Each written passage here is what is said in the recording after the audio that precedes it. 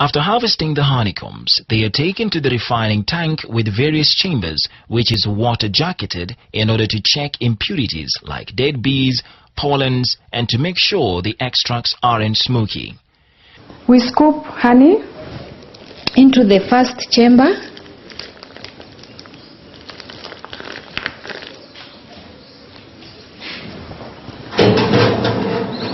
The first chamber holds honey with combs, and the rest of the chambers holds liquid honey. So the honey flows down to the last chamber. So that honey flows down to the storage tank downstairs.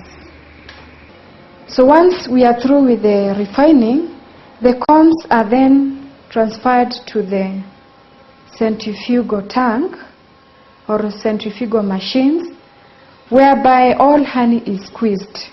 This is the pipe that connects from the water jacketed tank,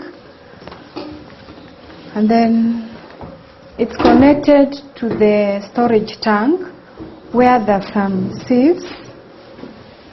These are the sieves that we use. They are of different sizes.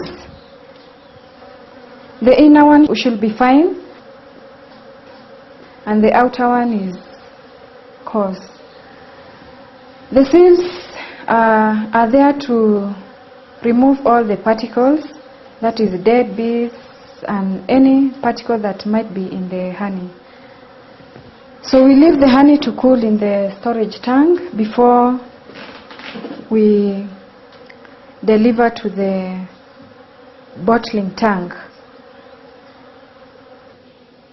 So once you pack, you have to weigh so that the kgs are standardized.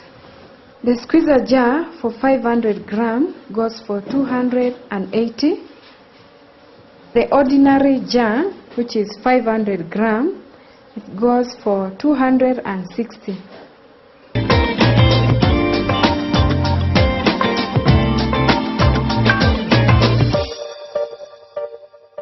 Beekeeping has its basic requirements when starting an enterprise. These equipments vary based on the type of apiary set up. The harvesting equipment, extraction, honey refinery and labeling of bee products. Like any other type of farming, beekeeping has its requirements, which are basic when you are starting up a business or an enterprise in beekeeping. Balaka realized that people in the market need hygienic honey that have been handled well. So they came up with this kind of machine. It's called a honey press. So with your combs that have honey, you open your machine well. When you open, you put your combs that has honey below. And as you close clockwise, this base tends to place the honey combs that have honey inside. This is called steam wax melter. It's a double boiling, or it's a double boiler where it has two sufurias inside. So between this and the first sufuria, you need to put water up to at least half.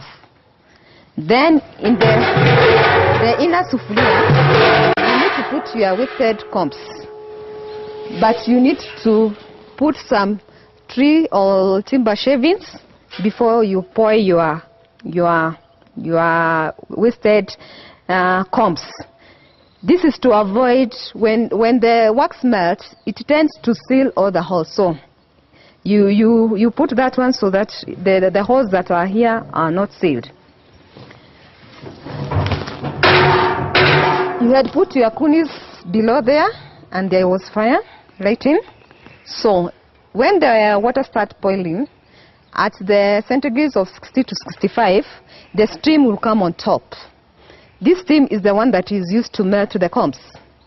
So the steam plus the melted combs, which will be now wax, will find its way through this tap. Then you will have put your container there which has, if it is sufuria, maybe you have smeared it with oil or soap. So this is to prevent the wax to stick onto that sufuria. So you leave it to cool. The same case will happen. The water will sink, the wax will float on top.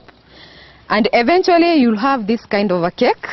This is the wax itself, which you can sell it as low as it is at a price of 700 per kilo, between 5 to 700. Or you can opt to value add this product for you to get more money out of it. And one way is by making candles with different designs, different shapes and different sizes depending with the market desires. Another way, you can make bees lines as we Balaka do. This is out of wax. It's very nice because it's an antiviral, it's antibacterial.